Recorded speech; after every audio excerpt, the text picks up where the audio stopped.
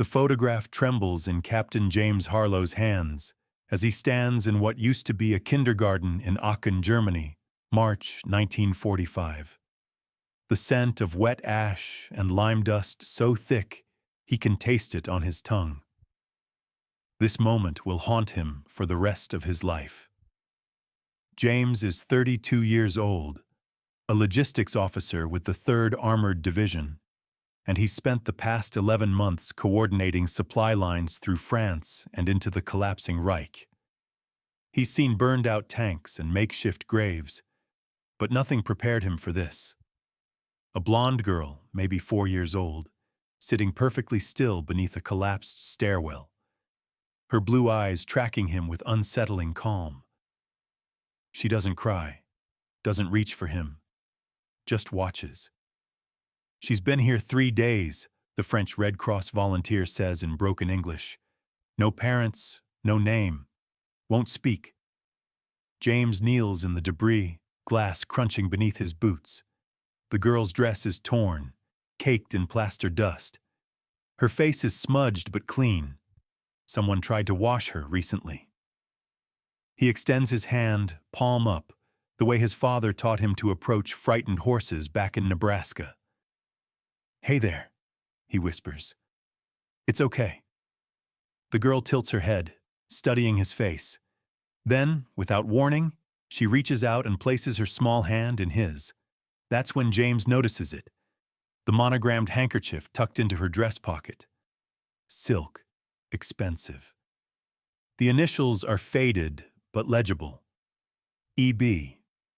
Before we go further, drop a comment and let me know where you're watching from and what time it is in your corner of the world. And if this story hooks you, hit that like button and subscribe. We're just getting started. James has no business taking this child.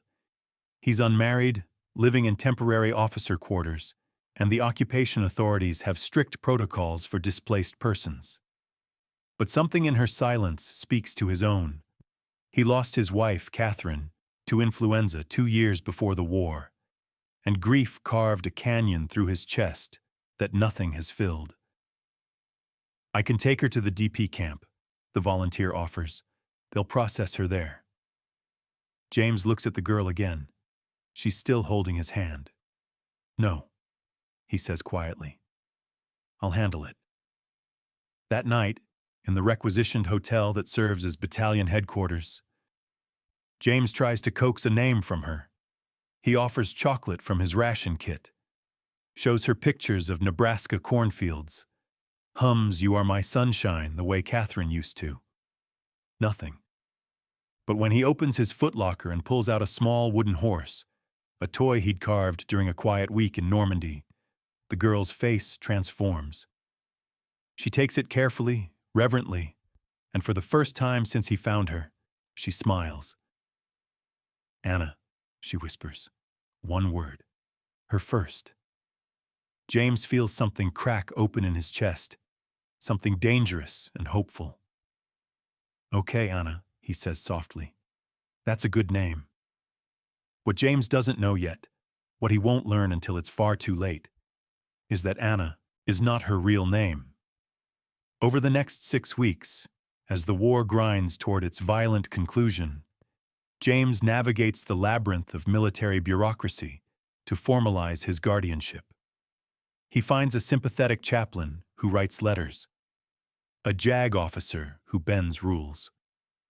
By May 8, 1945, when Germany surrenders, James has signed papers that make Anna his legal dependent. They sail for New York in July. The crossing takes 12 days. Anna stands at the ship's railing every morning, watching the gray Atlantic churn beneath them.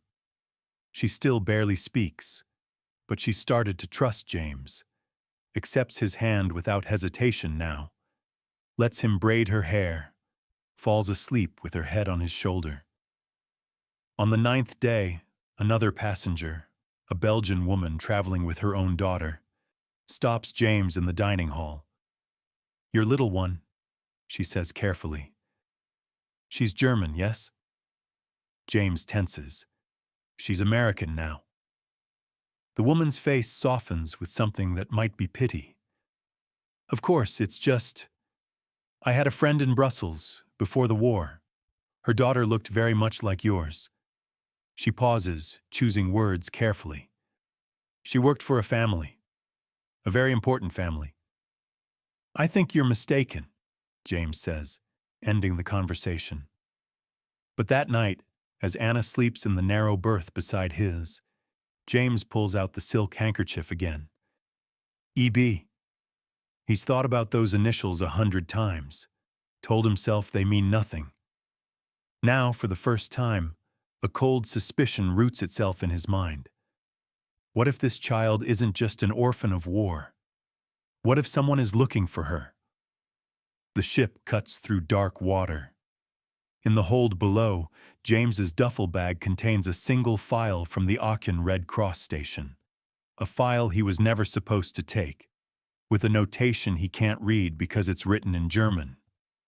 But the word at the top is unmistakable. Hochrangig, high-ranking. James closes his eyes and makes a choice he'll regret for the rest of his life. He decides not to look any deeper. They dock in New York Harbor on a sweltering August morning, 1945, and James Harlow believes he's bringing his daughter home to start a new life. He has no idea that in a quiet office in Washington, someone has already begun watching. The screen door slams behind them. July heat rising off the dirt road in waves. And Anna's small hand grips James's tighter as she stares at the white clapboard farmhouse that will become her home. This is the moment James has been dreaming of since Aachen. A fresh start, far from the war's wreckage. The house sits on 40 acres outside Grand Island, Nebraska, inherited from James's parents after they passed during his deployment. It needs work, peeling paint, sagging porch, a windmill that groans in the breeze. But it's theirs. The neighbors are a quarter-mile away. The nearest town is 6 miles down Highway 34. Here, Anna can be just another farmer's daughter, and James can be just another veteran trying to forget. Home, he says softly, hoping she'll repeat it. Anna says nothing, but she doesn't let go of his hand. The first weeks are harder than James anticipated. Anna wakes screaming most nights, trapped in dreams she can't or won't describe. She refuses to eat at the table, only from her lap, tucked in the corner of the kitchen. When the mailman's truck backfires on the road, she hides under her bed for 3 hours. James learns patience. He sits on the floor outside her room during nightmares, humming Catherine's old songs until the crying stops. He lets Anna eat wherever she feels safe. He teaches her English words by pointing at objects around the farm. Cow, barn, sky, home. By September, something shifts. Anna starts following him through morning chores, feeding chickens, collecting eggs, mucking stalls. She doesn't speak much, but she watches everything with those unsettling blue eyes, absorbing. When James shows her how to brush the old mare, Clementine, Anna's face lights up with the same wonder she showed for the wooden horse. Good girl, James says, and he's not sure if he means the horse or the child. That evening, as they sit on the porch watching fireflies rise from the wheat fields, Anna speaks her first full sentence in English. Papa, she says quietly, testing the word. Papa safe? James's throat tightens. Yes, sweetheart. Papa's safe. You're safe. She nods, satisfied, and leans against his side. For the first time since Catherine died, James lets himself believe in happiness again.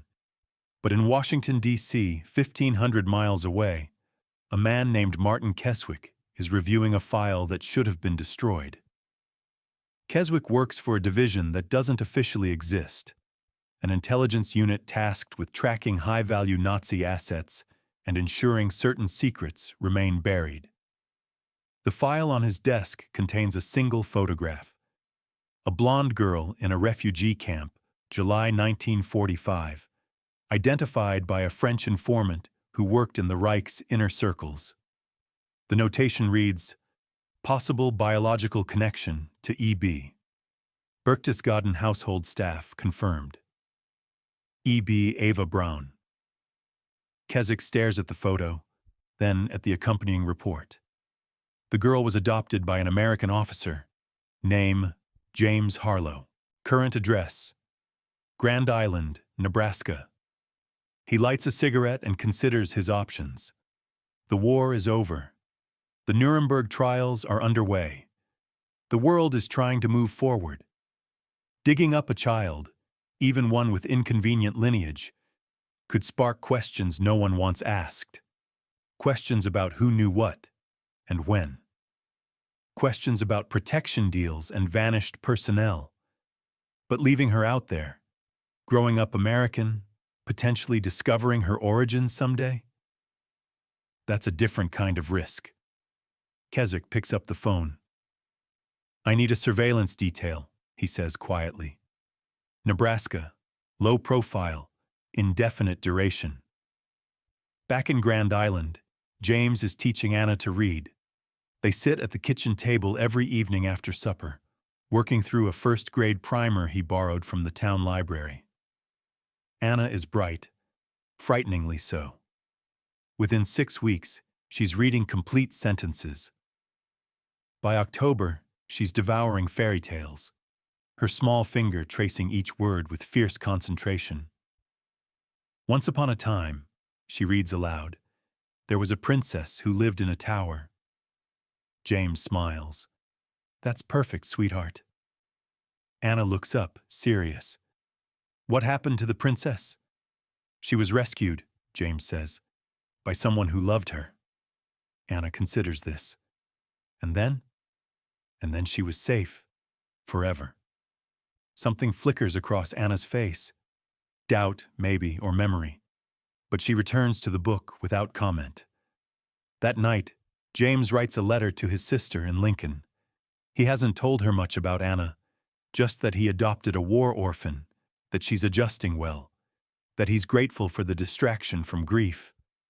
What he doesn't write: the way Anna sometimes whispers in German during nightmares, the way she flinches at loud noises but never cries, the way she looks at him sometimes, as if she's waiting for him to disappear.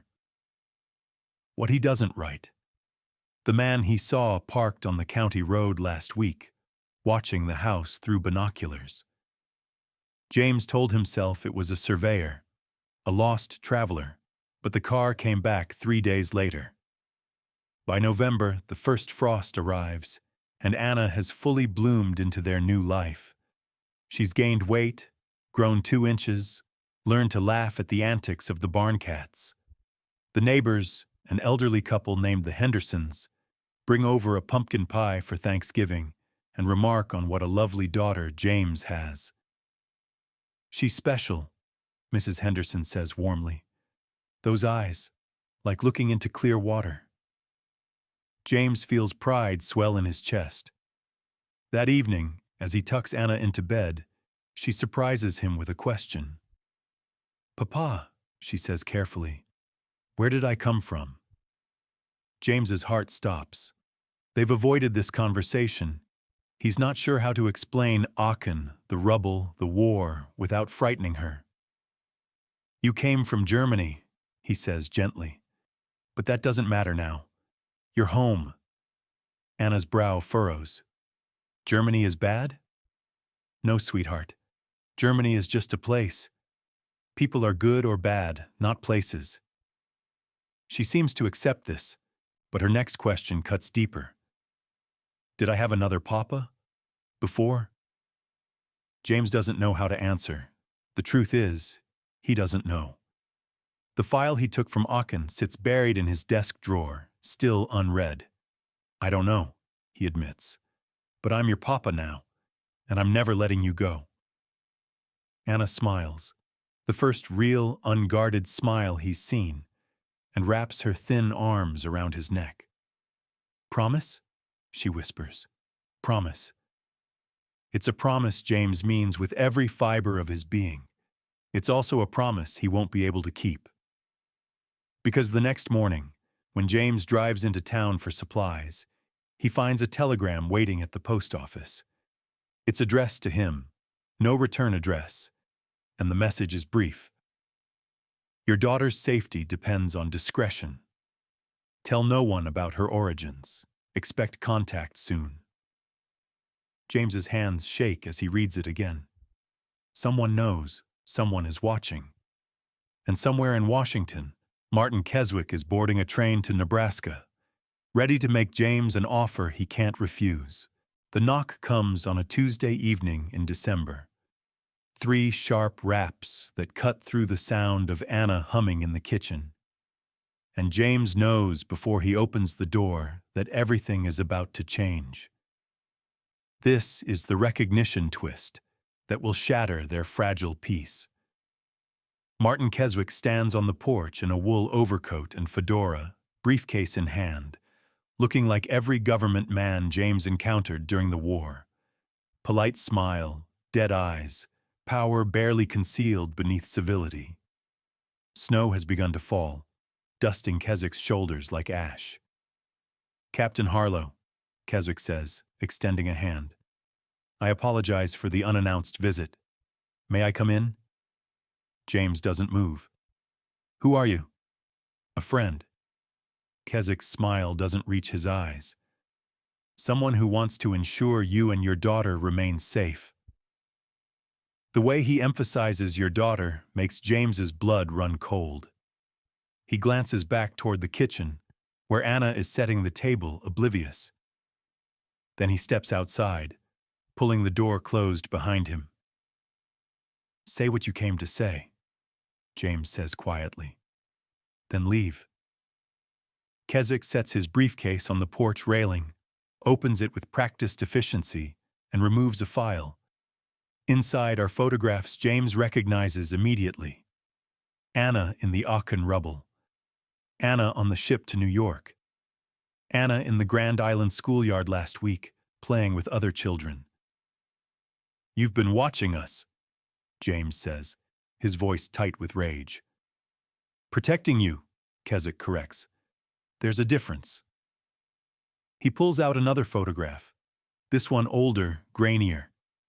It shows a young woman in an expensive dress, blonde hair styled in waves, standing beside a man whose face has been carefully blacked out. But James recognizes the setting. The Berghof, Hitler's mountain retreat. This, Keswick says quietly, is Elsa Baumann. She was a housemaid at the Berghof from 1938 to 1945. She disappeared during the final weeks of the war, presumed dead in the chaos. He pauses. She had a daughter, born in 1941, named Greta. The world tilts beneath James's feet. That's not... Anna isn't. The handkerchief you found, Keswick continues relentlessly. E.B. not Ava Braun, as you've probably feared. Elsa Baumann, your daughter's mother, worked in the inner circle of the Nazi leadership. She saw things, heard things, and when the Reich fell, certain parties wanted to ensure those secrets died with her. James's hands are shaking. You're saying Anna... Greta, Keswick corrects. Her real name is Greta Baumann. And yes, there are people, both in Germany and here, who would prefer she didn't exist. People who worry about what her mother might have told her, what she might remember. She's 4 years old, James says desperately. She doesn't remember anything. Are you certain? The question hangs in the cold air between them. James thinks of Anna's nightmares, her occasional German whispers, the way she drew a picture last week, a mountain, house, an eagle that she couldn't explain. What do you want? James asks, his voice hollow. Keswick closes the file. I want to help you. The official story is that Greta Baumann died with her mother in April 1945. That story needs to remain true. As long as she's Anna Harlow, daughter of a Nebraska farmer, she's safe. But if anyone discovers who she really is, if her past surfaces in any way, there are people who will act swiftly to eliminate the problem. You're threatening my daughter. I'm protecting her, Keswick says firmly. And you. But protection requires cooperation. No inquiries into her past. No attempts to locate her mother or father. No sharing of her origins with anyone. Not family, not friends, not even Anna herself when she's older. She remains a war orphan you rescued. Nothing more. James wants to throw this man off his porch, to tell him to go to hell. But he's not naive. He knows how power works, knows that men like Keswick don't make empty threats. And if I cooperate? James asks quietly. Then you raise your daughter in peace. We maintain a distant interest. Ensure no one else comes looking. You have a normal life. Define distant interest. Quarterly reports. Nothing intrusive. Just confirmation that the child is healthy, happy, and that her past remains buried. Keswick picks up his briefcase. It's a small price for her safety, Captain. James looks through the window at Anna, his Anna, carefully folding napkins the way he taught her, her face bright with concentration. I need time to think, he says. You have until morning, Keswick replies. I'm staying at the Grand Island Hotel, room 208. He tips his hat. Make the right choice, Captain, for her sake. He descends the porch steps and walks to a black sedan parked on the road. James watches until the taillights disappear into the snowy darkness. Inside, Anna looks up from the table, concerned. Papa, who was that man? James forces a smile. No one, sweetheart. Just someone asking for directions. But that night, after Anna falls asleep, James finally opens the file he took from Aachen, the one he's been too afraid to read. The German is rough, but James's wartime exposure helps him piece together the meaning. Greta Baumann, born June 1941. Mother, Elsa Baumann, domestic staff. Father, unknown, or more accurately, deliberately unrecorded. But there's a notation at the bottom, added in different handwriting. Kind unter besonderem Schutz, child under special protection. James sits in the dark kitchen, the file spread before him, and understands the full weight of what he's taken on. This isn't just about a child's tragic origins. This is about witnesses and secrets, about powerful men who need certain truths to stay buried. And somewhere in his heart, a terrible question forms. Did Elsa Baumann die in the war's chaos? Or was she silenced? The next morning, James drives to the Grand Island Hotel, waiting in the lobby, reading a newspaper, unsurprised. I'll cooperate, James says quietly, but I have conditions. Name them. No one approaches Anna directly. No one interviews her. No one frightens her. Your reports come through me, and only me. Keswick considers this acceptable. And if I ever discover you've lied to me, if you're not actually protecting her but monitoring her for some other purpose, our agreement ends. Fair enough. Keswick extends his hand. Welcome to a very small, very secret club, Captain Harlow. Most people never know the real cost of keeping children safe. James doesn't shake his hand. He turns and walks out, feeling like he's just made a deal with the devil. But what choice did he have? For the next 3 years, life on Maple Street unfolds with deceptive normalcy. Anna, James never calls her Greta, even in his own mind, thrives. She starts first grade at Grand Island Elementary, makes friends, learns to ride a bicycle, giggles at radio comedies, asks for a puppy and receives one, a golden mutt named Soldier who follows her everywhere. Every 3 months, James writes a brief report to a post office box in Washington. Anna is healthy and happy. No behavioral concerns. No memories of her past have surfaced. The reports feel like confessions, like betrayals, but he writes them anyway. Keswick visits once a year, always unannounced, always with the same questions. Has she mentioned Germany? Has anyone asked about her origins? Have there been any unusual contacts? Always, no, no, no. And always, after Keswick leaves, James holds Anna a little tighter, grateful for every ordinary day. But in December 1948, 3 days before Christmas, Anna asks a question that stops James's heart. "Papa," she says, looking up from her homework, "do you think my real mama is still alive somewhere?" James sets down the dish he's drying, choosing words carefully. "I don't know, sweetheart. Why do you ask?" "I had a dream," Anna says softly. "She was singing to me, in German, a song about stars." James's hands are trembling. "Do you remember the song?" Anna hums a few bars, a lullaby, achingly tender, and James recognizes it.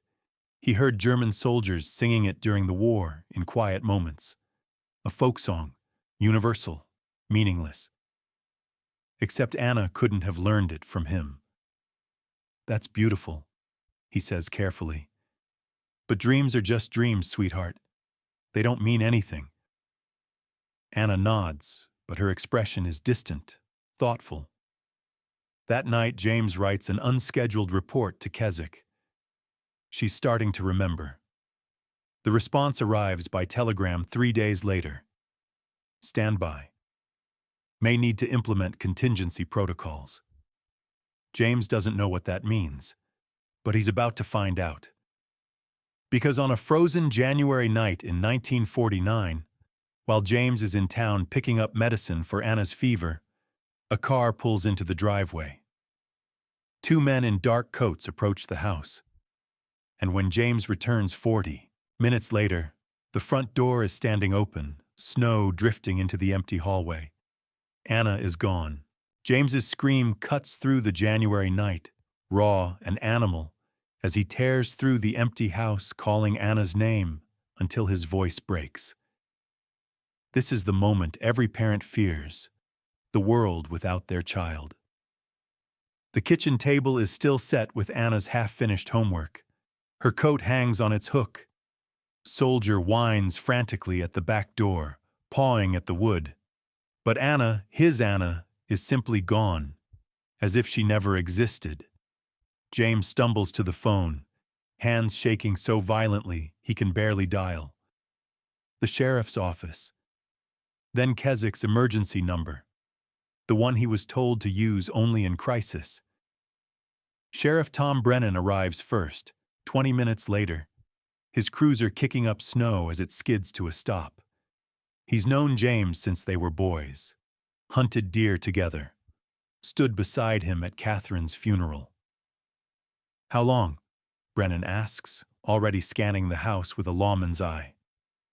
"I left at 6:30, got back at 7:15, 45 minutes. James's voice is mechanical, shock setting in.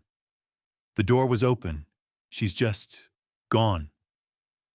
Brennan finds tire tracks in the driveway, fresh, deep treads from a heavy vehicle, footprints leading to and from the porch.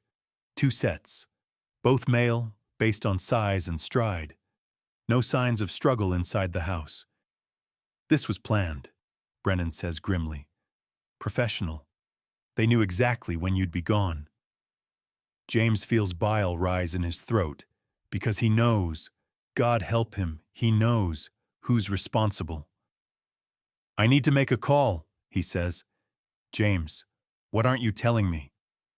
"Please, Tom, just give me 10 minutes. Brennan studies his friend's face, sees something there that makes him nod slowly. 10 minutes. Then I need the whole truth. James calls Keswick's number. It rings 8 times before a voice he doesn't recognize answers. "Where is she?" James demands, his voice breaking. "Where's my daughter?" "Captain Harlow, I understand you're upset. Where is she?" James roars into the phone. A pause. Then, "Mr. Keswick will meet you in Lincoln, the Cornhusker Hotel. Tomorrow at noon. Come alone." The line goes dead. James stands in his kitchen, the phone receiver still pressed to his ear, and something inside him shatters. The careful cooperation, the quarterly reports, the illusion that compliance would keep Anna safe. All of it was a lie. They were always going to take her. He was just a temporary guardian, a placeholder until she became inconvenient or interesting or dangerous. Brennan returns from searching the barn. "James, talk to me." And because he has nothing left to lose, James tells him everything. Auction, Elsa Bauman, Keswick's visits, the reports, the threats disguised as protection. Brennan listens without interruption, his face growing harder with each revelation. "Jesus Christ, James," he says finally. "You've been dealing with intelligence agents for 3 years and didn't think to tell anyone?" "They said they'd hurt her if I talked. I thought," James's voice cracks, "I thought if I cooperated, we'd be safe." "Men like that don't honor deals with farmers," Brennan says bluntly. "They use you until you're a liability, then they erase you." He reaches for his radio. "I'm calling the state police, the FBI. This is kidnapping." "No." James grabs his arm. "If you do that, they'll move her somewhere I'll never find her. Or worse." He swallows hard. "I need to meet Keswick first. Find out what they want." "And then what? You think they'll just give her back?" "I don't know," James admits. "But I have to try." They compromise. Brennan agrees to give James 24 hours before escalating to federal authorities. In exchange, James agrees to wear a wire to the Lincoln meeting and let Brennan position backup nearby. That night, James doesn't sleep. He sits in Anna's room, holding the wooden horse he carved for her in Normandy, the one she loved so fiercely. Soldier lies at his feet, occasionally whining at the door, waiting for Anna to return. James thinks about the last thing Anna said to him before he left for town. "Hurry back, Papa. I want to show you my drawing." He never saw the drawing. It's still on the kitchen table, face down. Now he picks it up, turns it over. It's a woman. Blonde hair, sad eyes, standing in front of a mountain. Below, in Anna's careful 7-year-old handwriting, "My mama." I remember her face now. James's chest constricts. Anna was starting to remember. And the moment she did, she became too dangerous to leave alone. The drive to Lincoln takes 3 hours through bitter cold. Brennan follows 2 miles back in an unmarked car, the wire receiver tucked in his coat. James parks at the Cornhusker Hotel at 11:55, his heart pounding so hard he can barely breathe. Keswick is waiting in a private conference room on the 3rd floor. He looks tired, older than James remembers. There's no triumph in his expression, only weary resignation. "Where is she?" James demands immediately. "Safe," Keswick says. "Sit down, Captain." "I'll stand. Where's my daughter?" Keswick sighs. "Your daughter is in protective custody at a secure facility. She's unharmed, confused certainly, but physically well. Bring her back, now." "I can't do that." "Then this conversation is over." James turns toward the door. "She remembered," Keswick says quietly. "Not just dreams, actual memories, names, places, details about the Berghof that only someone who lived there would know." James stops, his hand on the doorknob. "We have specialists who've been interviewing her," Keswick continues. Gently, I assure you. She's been remarkably forthcoming.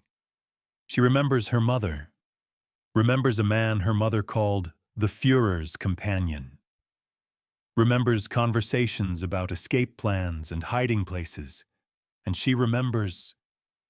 Keswick pauses, choosing words carefully. She remembers where her mother hid documents, photographs, evidence that certain high-ranking Nazis survived the war with American assistance. The room seems to contract around James. "You're saying she's a witness," he says slowly, "to war crimes, to cover-ups. I'm saying she's a 7-year-old girl who knows things that could destabilize post-war intelligence operations across 3 continents." Keswick stands. "We can't let her go back to Grand Island. It's not safe for her. Or for you." "So what? You just disappear her, erase her existence. We give her a new identity, a new family, somewhere far from Nebraska, far from anyone who might connect her to her past." Keswick's voice softens. "She'll have a good life, Captain. Better than you could provide on a failing farm. Education, security, a future. She has a future. With me." "You're not her father," Keswick says, and the words land like a physical blow. "You're a man who found a child in rubble and made an impulsive decision. We're offering her actual protection, actual resources." James feels rage building in his chest, hot and volcanic. "You're lying," he says quietly. "You don't want to protect her. You want to control her. Keep her somewhere you can monitor what she remembers, what she says. You're terrified of what she knows." Keswick's expression doesn't change. "Believe what you like, but the decision is made. Greta Bauman will be relocated. Anna Harlow will cease to exist. And you..." He slides a document across the table. "Will sign this agreement stating you relinquish all parental rights and will never attempt contact." James looks at the paper, at the signature line, at the government seal that makes it official. "And if I refuse? Then we'll have a very different conversation about your wartime activities in Germany. Specifically, your unauthorized removal of classified refugee documents and your failure to report a person of intelligence interest." Keswick's voice is cold now. "You'll spend the next decade in a federal prison, and Greta will still be relocated. Your choice." The wire hidden beneath James's shirt feels suddenly heavy. Brennan is hearing all of this, recording it. But what good will it do? These are men who operate outside normal law, who answer to authorities James can't touch. "I want to see her," James says. "One last time. That's not advisable." "I want to see my daughter," James's voice breaks. "Please, just let me say goodbye." Keswick studies him for a long moment. Then, surprisingly, he nods. 20 minutes, he says. "Supervised. Then you sign the papers and walk away." They drive to a building on the outskirts of Lincoln, unmarked, surrounded by chain-link fence. Inside, it looks like a boarding school. Clean hallways, institutional furniture, the faint smell of cafeteria food. Anna is in a small room with toys and books, sitting on a couch with a woman in a gray suit. When the door opens and she sees James, her face transforms. "Papa!" She runs to him, throwing her arms around his waist. James drops to his knees, pulling her close, breathing in the smell of her hair, soap and childhood and everything he's about to lose. "Are you okay?" he whispers. "Did they hurt you?" "I'm okay, but Papa, I want to go home." "When can we go home?" James closes his eyes, feeling tears he can't stop. "Soon, sweetheart," he lies. "Very soon. They have 20 minutes. James spends them listening to Anna talk about her memories, her mother's lullabies, the mountain house, the eagles that circled overhead. She's animated, relieved to finally share these secrets that have been bubbling up inside her. "I remember now, Papa," she says earnestly. "I remember being Greta. Is that okay?" "That's okay," James manages. "You can be both, Anna and Greta. The lady said I might get to go to a new school, with other kids like me." Anna's brow furrows. "But I don't want a new school. I want to go home, to our house, to Soldier." James can barely breathe. "Anna, listen to me. No matter what happens, I want you to remember something. You are loved. You are good.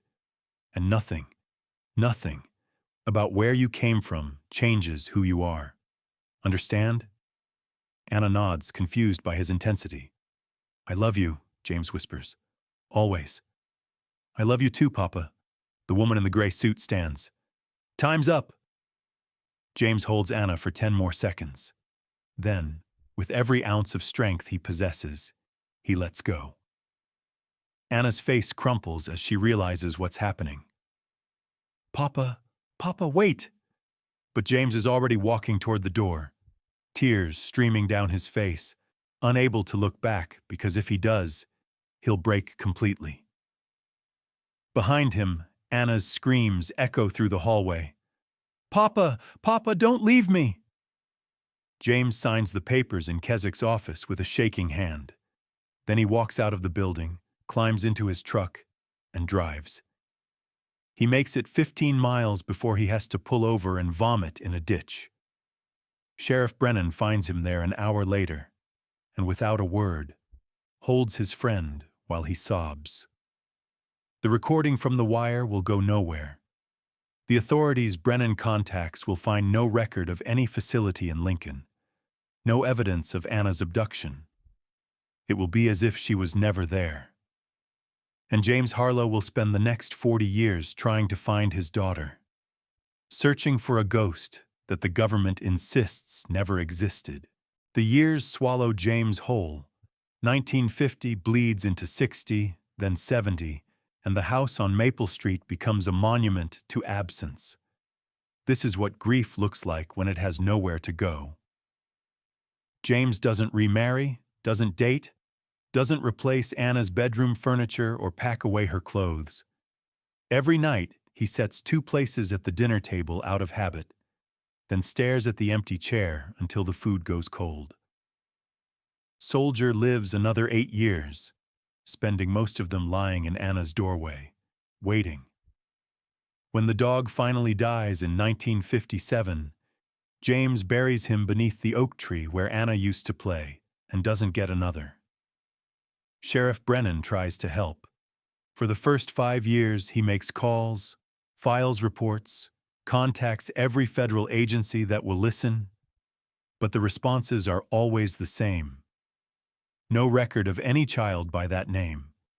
No facility matching that description. Perhaps you're mistaken, Sheriff. By 1954, even Brennan has to admit defeat. "They erased her, James," he says over whiskey in the farmhouse kitchen, like she never existed. But James refuses to stop searching. He writes letters, hundreds of them, to adoption agencies, children's homes, boarding schools across the country. He hires 3 different private investigators over the years, each one hitting the same dead ends. He travels to Washington twice, demanding meetings with officials who refuse to see him. He even tracks down Martin Kezich in 1962, confronting him outside a Georgetown restaurant. "Just tell me she's alive," James begs. "That's all I need to know." Kezich looks at him with something that might be pity. "Go home, Captain. Let it go." "Is she alive?" Kezich walks away without answering. James keeps searching. In 1968, he receives a letter that reignites his hope. It's from a woman named Dr. Helen Voss, a psychologist who worked with displaced children after the war. She's writing a book about adoption trauma and heard about James's case through a colleague. I may have information about your daughter, the letter reads. Please contact me at your earliest convenience. James drives to Chicago the next morning. Dr. Voss meets him in a cramped office at the University of Chicago, surrounded by filing cabinets and stacks of case files.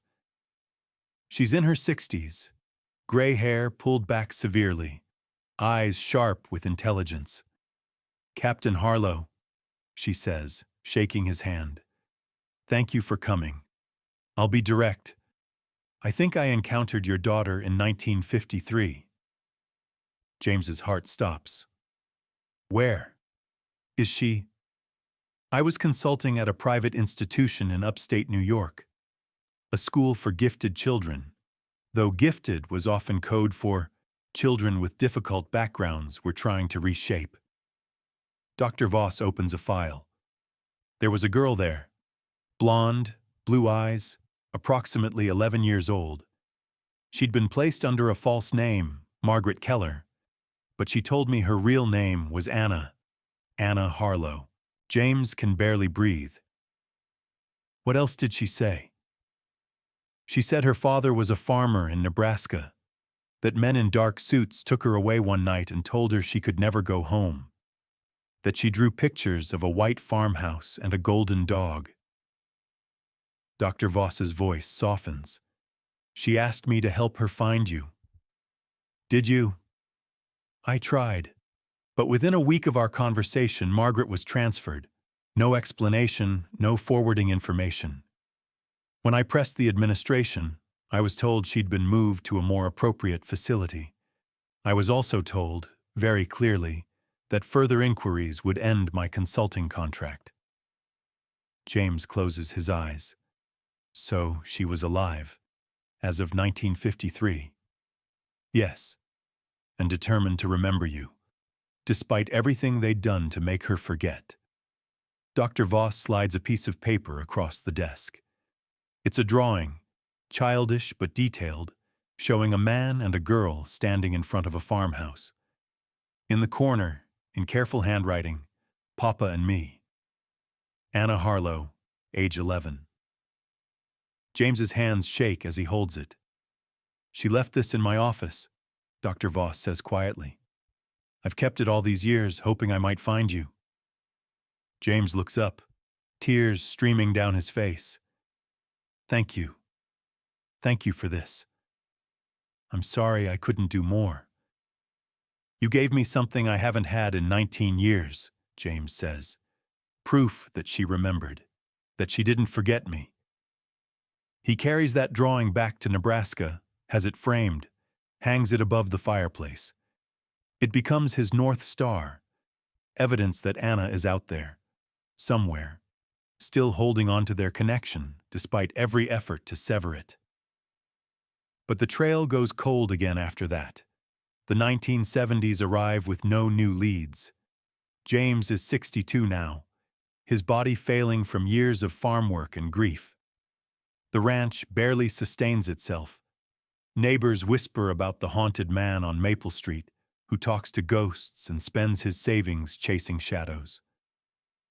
In 1976, James suffers a heart attack. Minor, the doctors say, but a warning. Sheriff Brennan, now retired, his own children grown, visits him in the hospital. You need to stop, James, Brennan says gently. You've spent 27 years on this. It's killing you. She's out there, Tom. Maybe, but you won't find her by destroying yourself. James knows Brennan is right, but he also knows he can't stop. Searching for Anna is the only thing that's kept him alive this long. Without it, he has nothing. Then, in August 1979, the impossible happens. James receives a phone call. The voice on the other end is female, hesitant, with the faintest trace of a German accent that's been almost entirely suppressed. Is this James Harlow? She asks. Yes. Who is this? A long pause. Then, my name is Margaret Keller. but I used to be someone else. James's heart stops. I used to be Anna. The world tilts. James grips the phone so hard his knuckles turn white. Anna? I don't know if you'll remember me, she continues, her voice breaking. I was 7 when they took me. I've been trying to find you for 30 years, but they changed your name on all the records, moved things around. I finally hired an investigator who tracked down the adoption papers from Aachen. Your real name was on the original documents. Anna, James breathes. Oh God, Anna, I never stopped looking for you. She's crying now. He can hear it in her voice. I'm in Boston. I'm 38 years old. I'm married, I have 2 children. And I've spent my entire adult life trying to find my papa. James is crying too. Are you okay? Did they hurt you? They tried to make me forget you. Spent years in therapy, conditioning, new identities. But I never forgot. I drew pictures of you, told my children stories about a farmhouse in Nebraska, about a man who saved me from the rubble and loved me. I have your drawing, James says, from 1953, the one you left with Dr. Voss. Anna gasps. You found that? I found you, James corrects. Or you found me. I don't care which. When can I see you? I'm flying to Omaha tomorrow. Can you pick me up at the airport? I'll be there. That night, James stands in Anna's old bedroom, the room he's kept exactly as she left it, and allows himself to believe that miracles are possible. But what he doesn't know yet is that Anna's phone call has triggered alarms in places he can't imagine. That somewhere in Virginia, in a secure facility, someone is reviewing file footage from a surveillance system that's been monitoring James Harlow for 30 years. That the decision has been made. Anna Harlow, now Margaret Keller, has become too much of a risk. And that her reunion with her father will last exactly 6 hours before everything falls apart again. Because some secrets are worth killing to protect. And Anna knows too many of them. James stands at the Omaha airport arrivals gate the next afternoon, his heart pounding like it hasn't in decades. Around him, families reunite. Businessmen check watches. Life proceeds normally. But for James, time has collapsed. 30 years folding into nothing as he searches the crowd for a face he last saw at 7 years old. Then he sees her. She's tall, blonde hair cut short now, wearing a professional pantsuit. But her eyes, those clear blue eyes, are exactly the same. She stops when she sees him, 20 feet away, and for a moment they just stare at each other across the impossible distance. Then Anna drops her suitcase and runs. James catches her, his daughter, now a woman, now a mother herself, and they hold each other in the middle of the airport while people flow around them like water around stones. Papa, she whispers. Papa, you're really here. I'm here, sweetheart. I'm here. They drive back to the farmhouse in James's old truck, Anna asking 1,000 questions. Is the house the same? Is the oak tree still there? Did you keep my room? Everything's exactly as you left it, James says. I couldn't change anything. It felt like erasing you. When they pull into the driveway, Anna's breath catches. The white clapboard is weathered now. The porch sags more than it did, but it's unmistakably the same. I dreamed about this place for 30 years, she says softly. Sometimes I thought I'd imagined it, made it up because I needed something good to hold on to. Inside, James shows her the framed drawing above the fireplace, the photos he's kept on the mantel, her old bedroom, preserved like a shrine. Anna walks through the house, touching everything. The kitchen table where she did homework, the porch swing where they watched fireflies, the spot where Soldier used to sleep. They told me you didn't want me anymore. she says finally, standing in her old bedroom. That you'd given me up voluntarily. That I should forget you and move forward with my new family. I never stopped wanting you, James says fiercely. They took you, forced me to sign papers, threatened to destroy me if I kept searching. I know that now, but for years I believed their lies. I was so angry with you. Anna turns to face him. It took me until I was 25 to realize the truth. That's when I started searching for you. They spend the afternoon catching up, filling in the decades of absence.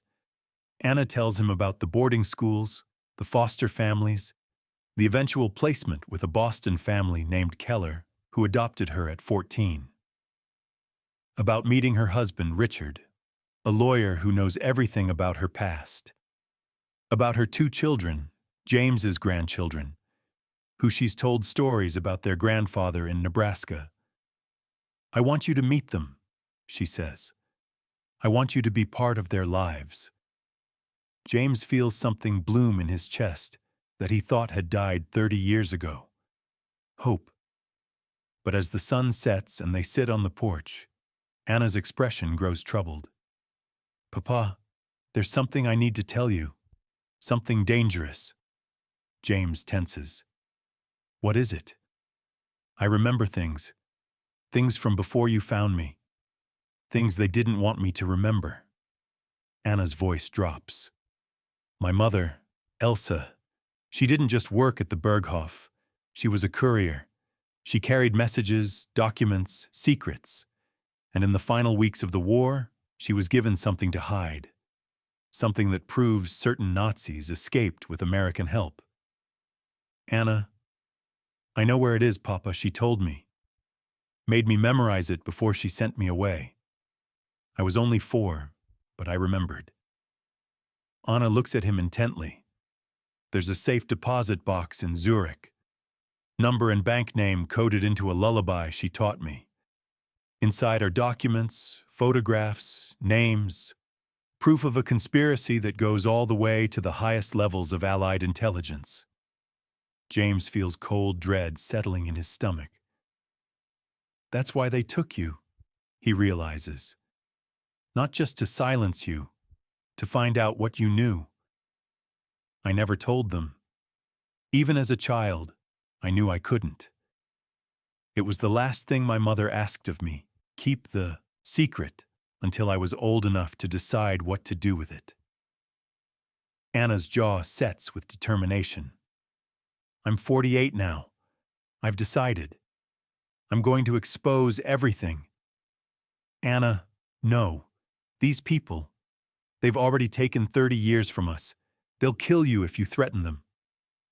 Then you'll finally have justice for what they did to you, to us. I don't want justice. James's voice breaks. I want you alive. I want to know my grandchildren. I want the years we have left together. Anna takes his hand. I can't live in fear anymore, Papa. I've spent my entire life looking over my shoulder, waiting for them to decide I'm too dangerous. It's time to end this. James knows he can't change her mind. He sees the same stubborn determination in her face that he saw when she was 7. So instead, he makes a decision. Then we do it together, he says. Whatever happens, we face it together. Anna smiles, the first real smile he's seen from her, and squeezes his hand. Together, she agrees. Neither of them notices the car parked down the road, the telephoto lens pointed at the farmhouse, the radio transmission being sent to Virginia. Subject has made contact with Harlow. Recommend immediate intervention. They have 6 hours before the knock comes on the door. 6 hours before their reunion becomes a fight for survival.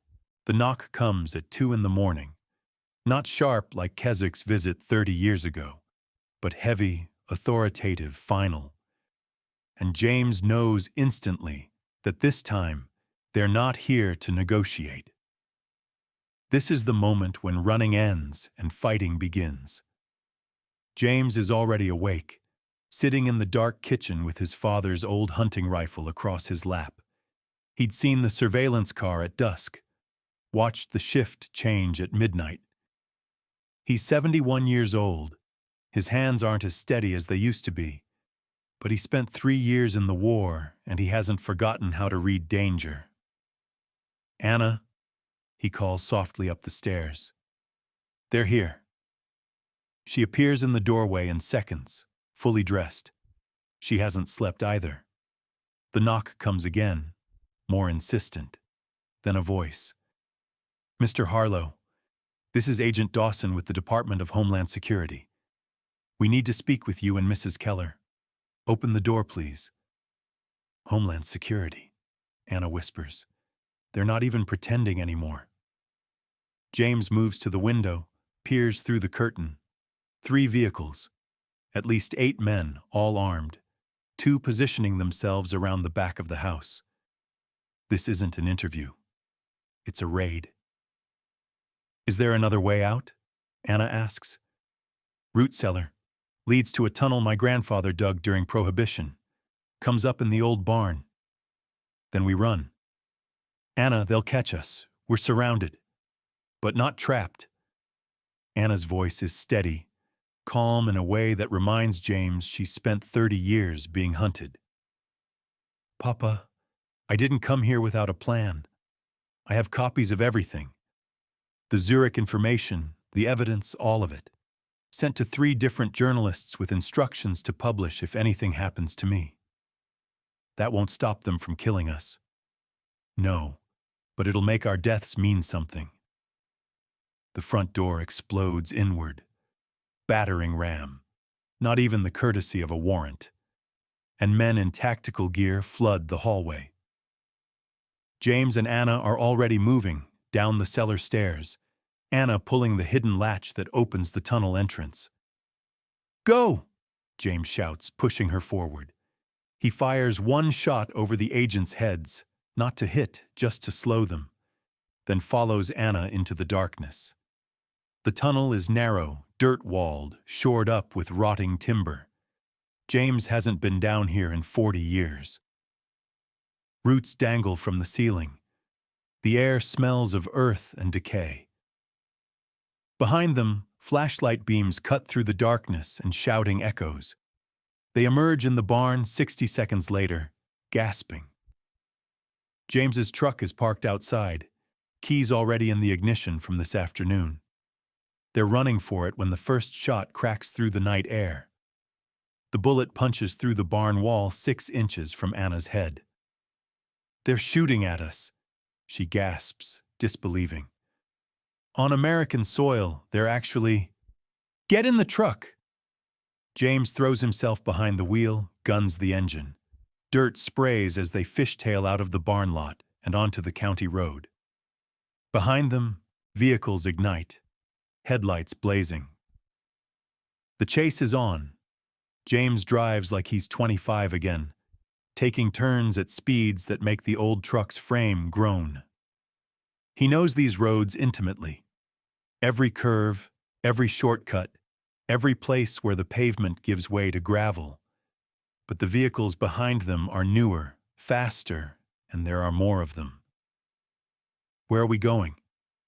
Anna asks, braced against the dashboard. "Lincoln.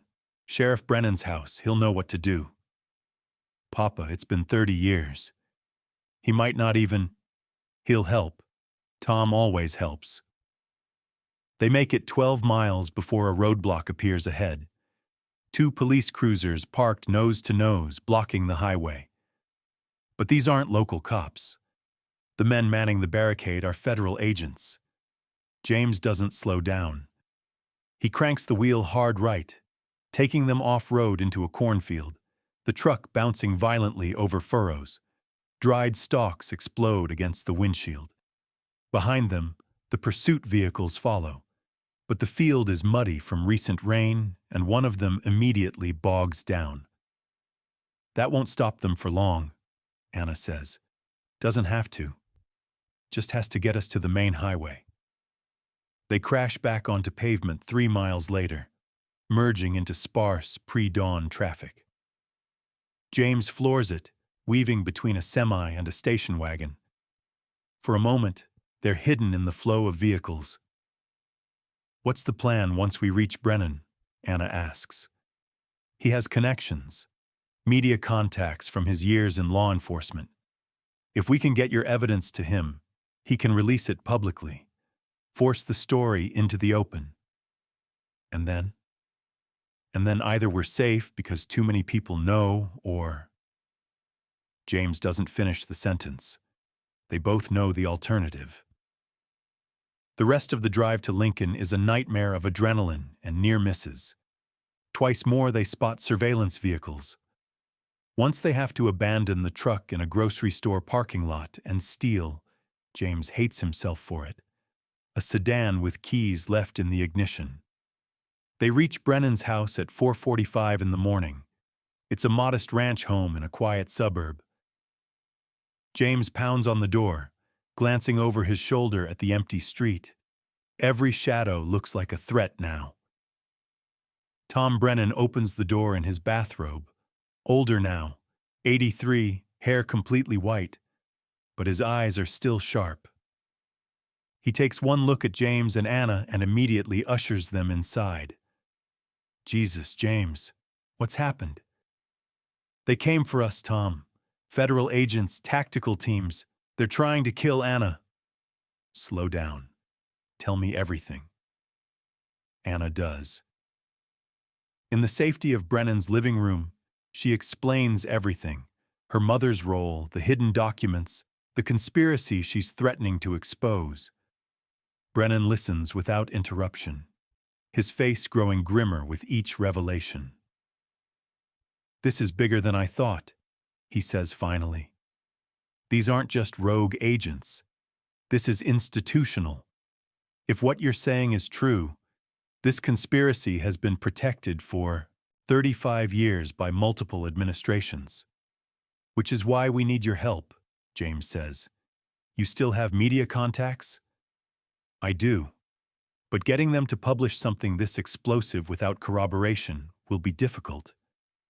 "I have corroboration." Anna pulls a small notebook from her jacket.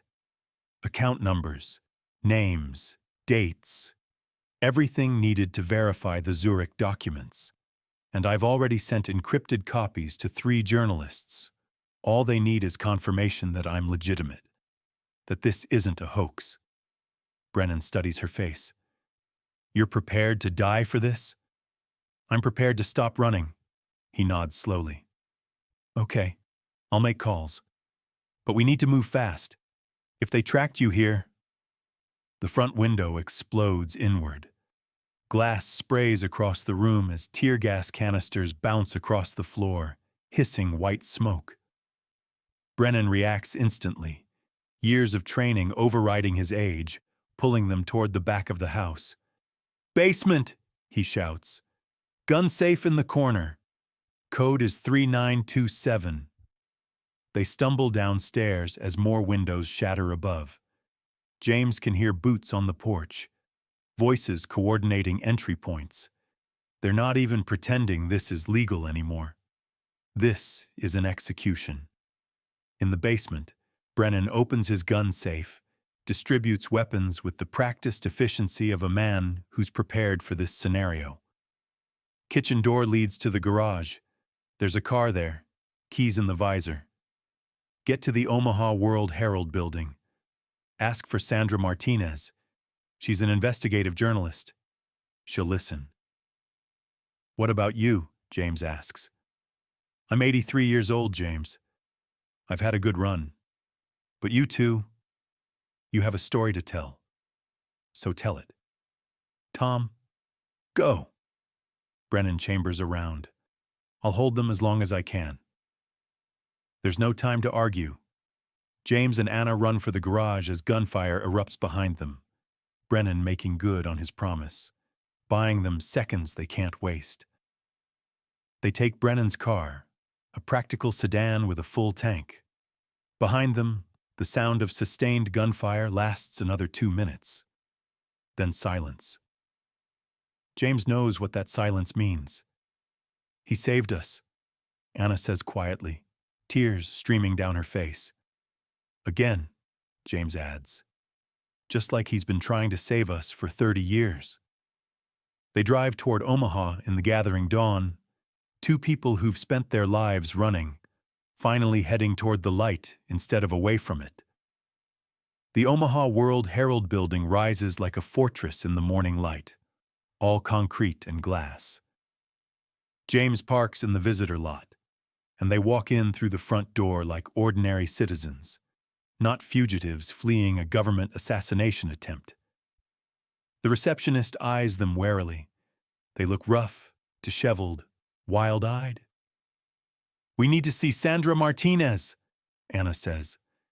"Tell her it's about Tom Brennan. Tell her it's urgent." 5 minutes later, a woman in her 40s appears. Sharp eyes, skeptical expression, reporter's instinct already activated by the mention of Brennan's name. "I'm Martinez. Who are you and why did Tom send you?" "He didn't send us," James says quietly. "He died buying us time to reach you." Martinez's expression shifts. "Tom's dead?" "As of 20 minutes ago. Federal agents raided his home after we went there for help." Anna pulls out the notebook. "My name is Anna Harlow. For 30 years, I've been running from people who want me dead because of what I know about Nazi war criminals who escaped with American intelligence assistance. Tom believed my story, died protecting it. Now I need you to believe it too." Martinez studies Anna's face. Then she looks at the notebook. Then at James, standing beside his daughter with fierce, protective love written in every line of his weathered face. "Come with me," she says finally, "and start from the beginning." They spend the next 4 hours in a secure conference room, telling the whole story. Martinez records everything, takes notes, makes calls to verify details. She contacts the 3 journalists Anna sent encrypted files to, confirms they received the materials, begins coordinating a simultaneous release. By noon, the first story goes live. The Girl from the Rubble: How American Intelligence Hid a Nazi Witness for 30 Years. By 1 o'clock, every major news outlet in the country is running some version of it. By 2 o'clock, federal officials are issuing denials, but the documentation is too thorough, too detailed. The Zurich Bank has confirmed the safe deposit box exists. 2 of the names Anna provided have been linked to known Nazi collaborators. The story is out. It can't be buried anymore. James and Anna sit in the conference room, watching television coverage of their own story, and for the first time in 30 years, they allow themselves to believe they might actually survive. But even as relief washes over them, Anna's hand finds James's and squeezes tight. "We did it, Papa," she whispers. "We did it together," he replies. Outside the building, police have arrived to provide protection. Inside, Martinez is already planning follow-up stories. The machinery of justice, slow, imperfect, but inexorable, has begun to turn. And somewhere in Virginia, in a secure facility, men are realizing that some secrets can't stay buried forever, that some witnesses refuse to be silenced. That love, the stubborn, fierce love between a father and daughter, is stronger than any conspiracy. The congressional hearings begin in October 1979. Marble halls and television cameras. Senators posturing while Anna Harlow sits at the witness table and tells her story to the nation. This is what accountability looks like. Slow, imperfect, but finally visible. James watches from the gallery, his heart swelling with pride and breaking with fury as Anna describes the night she was taken. The years of psychological conditioning, the fabricated identities, the threats against anyone who helped her. She speaks clearly, calmly, her voice never wavering even when describing the most painful moments. The evidence is undeniable now. Sandra Martinez's reporting unlocked a flood of corroboration. 3 other children, now adults, have come forward with similar stories of being hidden, relocated, silenced because of what they witnessed in Nazi Germany's final days. The Zurich documents have been authenticated, revealing a network of protection deals that allowed dozens of high-ranking Nazis to escape prosecution in exchange for intelligence about Soviet operations. Mrs. Keller? Senator Harrison asks, leaning forward. Are you saying that elements of American intelligence deliberately harbored war criminals? I'm saying they made a calculation, Anna replies, that certain information was worth protecting certain people, that witnesses like me, children who saw too much, were collateral damage in a larger strategic game. And the man you call Martin Keswick? Deceased, Anna says flatly. Heart attack in 1974. Convenient timing considering he was the architect of the entire program. James knows there's more to that story. Suspects Keswick's heart attack was as natural as Tom Brennan's death, but some truths are too dangerous even now. The hearings continue for 3 weeks. Other witnesses testify. Former intelligence officers, granted immunity, confirm the existence of programs to relocate sensitive individuals. Documents are declassified, revealing the scope of the conspiracy. But not everyone is pleased. The threats begin immediately. Anonymous phone calls to the house James and Anna are sharing in Lincoln, protected by federal marshals now. Letters with no return address, filled with vitriol and violence. One morning, they find the word traitor spray-painted across the garage door. Some people think silence is patriotism, Anna says bitterly, scrubbing at the paint. That exposing crimes is worse than committing them. Let them think what they want, James replies. We know the truth.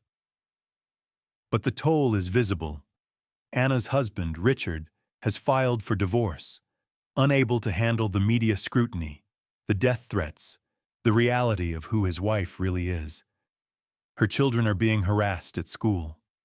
The life she built in Boston has crumbled. I'm sorry, James says one evening as they sit in the safe house. If I'd fought harder in 1949, if I'd refused to let them take you, then we'd both be dead. Anna interrupts gently. You did what you had to do to keep me alive. That's all any parent can do. She takes his hand. Besides, look at us now, together, fighting back. That's more than most people get. James squeezes her hand, grateful beyond words. In December, the Congressional Committee releases its final report. The findings are damning. Systematic abuse of intelligence authority, violation of civil rights, obstruction of justice spanning 3 decades. Recommendations include criminal investigations, compensation for victims, and complete declassification of related documents.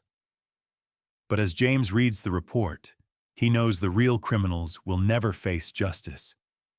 The men at the top are dead, retired, or protected by institutional power. The system will sacrifice a few mid-level operators and claim the problem is solved. It's not enough, Anna says, reading over his shoulder. It never is, James agrees. But it's something. It's acknowledgement. It's truth, even if there's no punishment. The personal cost continues to mount. By January 1980, Anna has lost custody of her children. Richard convinced a judge that her unstable history makes her unfit. James watches his daughter's heart break all over again, and there's nothing he can do except hold her while she cries. I thought truth would set me free, Anna whispers one night. But it's taken everything from me. Not everything, James says quietly. You still have me. She looks at him, tears streaming down her face. Is that enough? It has to be. They rebuild slowly. Anna gets a job teaching German at a community college. Ironic, she says, teaching the language her captors tried to make her forget. James sells the farm in Grand Island. Too many ghosts, too many memories, and buys a small house in Lincoln so they can stay close. They become each other's family in the truest sense. For James's 72nd birthday, Anna takes him to the zoo. A simple outing, but it's the first time in months they've been in public without fear. They watch elephants and laugh at monkeys, and for a few hours, they're just a father and daughter enjoying the day. I want you to know something, Anna says as they sit on a bench feeding pigeons. Everything I lost, my marriage, my kids, my old life, I'd lose it again to have you back. James feels his eyes sting. That's the nicest thing anyone's ever said to me. It's the truth. Anna leans her head on his shoulder. You saved me twice, Papa. Once from the rubble in Aachen, once from disappearing completely. I won't forget that. But even as they find peace, the larger story continues to unfold. In February, 2 former CIA officers are indicted on charges related to the illegal detention program. The trials are scheduled for late 1980. Anna will have to testify again, relive everything again. Are you strong enough? James asks. With you beside me? Yes. The trials are a circus. Media frenzy, protesters. On both sides, security so tight that James and Anna have to pass through metal detectors just to enter the courthouse. The defendant's lawyers attack Anna's credibility, claim she's fabricating memories, suggest she's motivated by money or revenge. But Anna doesn't break. She answers every question calmly, provides documentation for every claim, refuses to be intimidated. James watches from the gallery, marveling at her strength. This woman who was taken as a child, who survived 30 years of psychological warfare, who's now facing down her tormentors in public. The jury deliberates for 3 days. The verdict: guilty on 7 counts of civil rights violations, obstruction of justice, and conspiracy. It's not murder charges. They couldn't prove Tom Brennan's death was deliberate, couldn't connect these particular defendants to other deaths. But it's something. It's accountability, however incomplete. When the judge reads the sentence, 15 years for each defendant, Anna doesn't celebrate. She just nods quietly, accepting it as the small justice it is. Outside the courthouse, reporters swarm them. Mrs. Keller, how do you feel about the verdict? Do you think this brings closure? What's next for you? Anna looks at James, then back at the cameras. What's next is living, she says simply. For 30 years, I was defined by what happened to me, by secrets and lies and fear. Now I'm just Anna Harlow, daughter of James Harlow, trying to build a life that's mine. That's all I ever wanted. They walk away from the courthouse together, leaving the media circus behind. That night, in the small house in Lincoln, they cook dinner together. Something simple, spaghetti and salad. Anna sets 2 places at the table, and they eat slowly, talking about ordinary things. The weather, a book Anna's reading, plans to visit James's sister in the spring. You know what I realized today? Anna says, twirling pasta on her fork. What's that? I've spent more time with you in the last year than I did in all the years before they took me. We've had more real conversations, more honest moments. She smiles sadly. I lost 30 years, but I also gained something I never had before. What? A father who chose to fight for me. Not just once, but every single day for 3 decades. Anna's voice thickens with emotion. Most kids take their parents for granted. I never will. Every moment with you is a miracle I thought I'd lost forever. James can't speak. He just reaches across the table and takes her hand. They sit like that for a long time, two survivors holding on to each other in the quiet evening light. The phone rings around 8 o'clock. Anna answers, then hands it to James with a strange expression. It's for you. Someone from the Department of Justice. James takes the phone warily. Hello? Mr. Harlow, this is Deputy Director Walsh.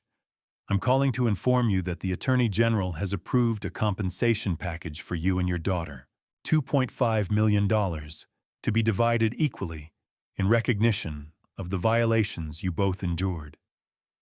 James is stunned. Compensation? It's not enough, I know, but it's what we can offer. The paperwork will be sent to your attorney. I also wanted to say, Walsh pauses. I wanted to say I'm sorry for what was done to your family. It should never have happened. No, James agrees quietly. It shouldn't have. After he hangs up, Anna asks, What was that about? James tells her. They stare at each other, processing this unexpected twist. Blood money, Anna says finally. Yes, but also freedom. You could rebuild, see your kids again, buy a house somewhere safe. Anna considers this. What would you do with your share? James thinks about the farm he sold, the life he gave up, the decades spent searching. I'd give it all to charity, he says. Every penny. The only thing I ever wanted was you. And I have that now. Anna smiles through tears. Then let's give it away together. Start a foundation for displaced children. Help other kids who've been lost in the system. The Anna Harlow Foundation? The James and Anna Harlow Foundation, she corrects. And so they do. By spring of 1981, the foundation is operational, helping reunite separated families, providing legal services for adoption cases, funding therapy for traumatized children. It becomes their shared purpose, turning pain into purpose, loss into legacy. James is 73 now, his health failing slowly but steadily. The doctors say his heart is weak, damaged by decades of stress and grief, but he's happier than he's been since Catherine died, 40 years ago. I'm ready, he tells Anna one evening in June, as they sit on the porch watching fireflies, just like they used to in Grand Island. Ready for what? For the end, when it comes. I've done what I was meant to do. I found you. I protected you. I helped you tell your truth. Don't talk like that, Anna says, but there's no real protest in her voice. She knows, as he does, that his time is running short. I'm not afraid, James continues. I got my miracle. Most people don't get that. Anna leans against his shoulder, just like she did when she was 7 years old. I love you, Papa. I love you too, sweetheart. Always. They sit in comfortable silence as darkness falls and stars emerge overhead. In the distance, a child laughs. Someone else's child. Someone else's joy. But for James and Anna, it's enough to sit here together. Survivors of a war that tried to erase them. Stronger than any conspiracy. Two people who refused to forget each other. Two people who proved that love can outlast even the cruelest intentions. James Harlow dies on a Tuesday morning in September 1983, peacefully in his sleep, Anna holding his hand. And his last words are a question he asked 40 years ago in the rubble of Aachen. Are you safe? This is how all great love stories end, with one person asking and another answering yes. The funeral is small, intimate. Anna's children are there, her ex-husband finally relenting, allowing them to meet the grandfather they've only heard about in stories. They're teenagers now, solemn and curious, studying the weathered face of the man in the casket, who spent 3 decades searching for their mother. Sheriff Tom Brennan's widow attends, along with Sandra Martinez and a handful of veterans who served with James during the war. There are no government officials, no representatives from the agencies that destroyed so much of their lives. Just ordinary people paying respects to an extraordinary man. Anna gives the eulogy in a voice that only breaks once. "My father taught me that love is a choice you make every single day," she says. "Not just in the big moments, the rescues, the reunions, but in the small ones. Setting an extra place at the table for someone who's not there. Keeping a child's room unchanged for 30 years because changing it would mean giving up hope. Writing letters into a void because staying silent would mean accepting defeat." She looks at the casket, tears streaming freely now. "He chose me. Every single day for 40 years, he chose me. Even when I was gone. Even when everyone told him to move on. Even when choosing me cost him everything else." Her voice strengthens. That's the kind of father he was. That's the kind of man he was. And I will spend the rest of my life trying to honor that choice by living fully, loving fiercely, and never forgetting what he taught me. That some bonds can't be broken, no matter how hard the world tries. They bury James beside Catherine in the Grand Island Cemetery, under the Montana sky he loved. Anna plants a small oak tree at the grave's foot, seedling from the tree where James buried Soldier, where she used to play as a child. "Full circle, Papa," she whispers. "You're home now." After the funeral, Anna's son, 14-year-old Michael, named after her adoptive grandfather, approaches her hesitantly. "Mom, can I ask you something?" "Anything, sweetheart." "Do you think it was worth it? Everything you lost, Dad, the house, your old life? Was getting Grandpa back worth all that?" Anna looks at her son, seeing James's steady gaze reflected in his young face, and she answers with complete certainty. "Every single second of it." The James and Anna Harlow Foundation continues to grow. By 1985, it's reunited 47 families separated by war, adoption complications, or government intervention. Anna runs it from a small office in Lincoln, working tirelessly to ensure no other child experiences what she did: the theft of identity, the erasure of history, the violent severing of love. She never remarries. When friends suggest dating, she smiles and says she's too busy. But the truth is simpler. She's complete. The hole that 30 years of absence carved into her soul has been filled. Not perfectly, but enough. She has her children back in her life. Shared custody now. Awkward, but healing. She has purpose. She has peace. And she has memories of those precious final years with James, which she treasures like the jewels they are. In 1987, Anna receives an unexpected visitor at the foundation office. The woman is elderly, German accent still thick despite decades in America, eyes cautious but hopeful. "Mrs. Keller, my name is Hilda Werner. I worked with your mother at the Berghof." Anna's breath catches. "You knew Elsa." "I knew her well. We were friends." Hilda sits down carefully, her hands trembling. "I've been following your story in the news, the hearings, the trials, and I think you should know.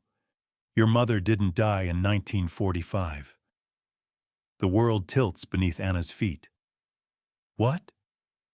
"She escaped, changed her name just like they changed yours. I lost track of her after the war, but..." Hilda pulls out an old photograph, creased and faded. "I think I found her."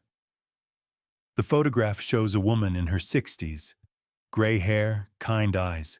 She's standing in front of a small bakery in Argentina, smiling at the camera. Anna stares at the image, searching for recognition in features that are older, weathered, but unmistakably familiar. Are you certain?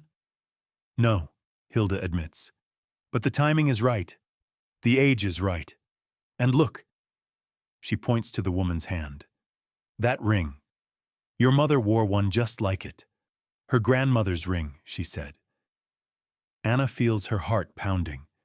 For 46 years, she's believed her mother was dead, mourned her, built her identity around being an orphan twice over, once by war, once by government conspiracy. But what if Elsa Baumann survived? What if somewhere in Buenos Aires, an old woman is running a bakery, unaware that her daughter spent decades searching for a ghost? What will you do? Hilda asks. Anna looks at the photograph for a long time, then at the files stacked on her desk. Cases of other lost children, other fractured families waiting for her help. I'll go to Argentina, she decides. But first, I'll finish what I started here. My father taught me that love is patient. If this is my mother, she's waited 46 years. She can wait a few more months while I help these children. And if it's not her? Anna smiles sadly. Then I'll have tried. That's all any of us can do. She books a flight to Buenos Aires for December, giving herself time to prepare, to learn Spanish, to steel herself for possible disappointment. But as the departure date approaches, Anna finds herself sitting in the Lincoln house, in the room that used to be James's, talking to him as if he can hear. I'm scared, Papa, she admits to the empty air. What if it's her? What if I find her and she doesn't want to be found? What if she built a new life and I'm just a painful reminder of everything she lost? The room offers no answers, but Anna feels a presence. Imagined or real, it doesn't matter, wrapping around her like a warm blanket. Go, she imagines James saying. Take the chance. Some miracles happen twice. She flies to Buenos Aires on December 15th, 1987. The bakery is in a quiet neighborhood, white stucco walls and blue shutters. The sign reads, Panaderia Rosa, Rose Bakery. Through the window, Anna can see an elderly woman arranging pastries in a display case, moving with the careful efficiency of someone who's done this 10,000 times. Anna stands on the sidewalk for 10 minutes, gathering courage. Then she walks inside. A bell chimes. The woman looks up, smiling the automatic smile of a shopkeeper greeting a customer. Buenas tardes. How can I help you? Her Spanish is perfect, accentless. But when Anna responds in German, hello, mama, the woman's face goes completely white. The pastry she's holding falls to the floor. Greta, she whispers. Greta, is that you? Anna nods, unable to speak. Elsa Baumann, or Rosa Martinez, as she's called herself for 42 years, comes around the counter with trembling steps. She reaches out with shaking hands, touching Anna's face as if confirming she's real. I thought you were dead, Elsa breathes. They told me you died in the bombing. I searched for months, but there was nothing. No records, no grave, nothing. I thought... Her voice breaks completely. I'm alive, Anna says simply. I'm here. They hold each other in the small bakery, two women separated by decades and continents and lies, finally reunited. It takes hours to exchange their stories. How Elsa escaped Germany with forged papers, made her way to Argentina, built a life baking bread. How she never forgot her daughter, never stopped grieving. How she married eventually, a kind man who died 5 years ago, but never had other children because no one could replace Greta. I have children, Anna tells her. Your grandchildren. And I had a father. Not by blood, but by choice. A man who saved me from the rubble and never stopped being my papa. She shows Elsa photographs. James at 70, smiling on his porch. James and Anna at the congressional hearings. James on his deathbed, peaceful and loved. Elsa studies the images with tears streaming down her face. He took care of you, she says softly. This man, he loved you. He did. With everything he had. Then I am grateful to him. Forever grateful. Elsa looks up at Anna. I wish I could thank him. You can, Anna says. By being my mother now. By not letting the past steal any more years from us. Elsa nods, smiling through tears. I would like that very much. Anna stays in Buenos Aires for 3 weeks. She meets her mother's friends, learns about the life Elsa built from nothing. She helps in the bakery, learns family recipes that were passed down from her grandmother. She listens to stories about the war, about escape, about survival, and slowly, painfully, they become mother and daughter again. Before she leaves, Anna makes arrangements. Elsa will come to Lincoln in the spring, meet her grandchildren, see the foundation Anna built. They'll split time between Argentina and America, weaving their lives back together strand by strand. It won't be easy, Anna warns. There's so much lost time, so much pain between who we were and who we are now. Nothing worth having is easy, Elsa replies, echoing James's words from 40 years ago. Anna flies home on January 7th, 1988. She goes directly to the Grand Island Cemetery, to the graves of James and Catherine, to the small oak tree that's grown another year stronger. I found her, Papa, Anna whispers, kneeling in the snow. She's alive, and she's coming home. You'd like her, I think. She's strong, like you, a survivor.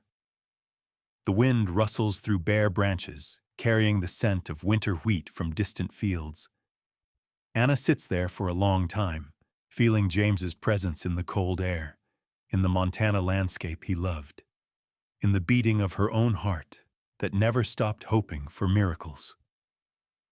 Thank you, she says finally, for everything, for saving me, for never giving up, for teaching me that love is stronger than any conspiracy, any government, any attempt to erase the past. She stands, brushing snow from her knees. I'm going to live now, Papa. Really live. For both of us. For all the years we lost and all the years you gave me. I promise. She walks back to her car, leaving footprints in the fresh snow.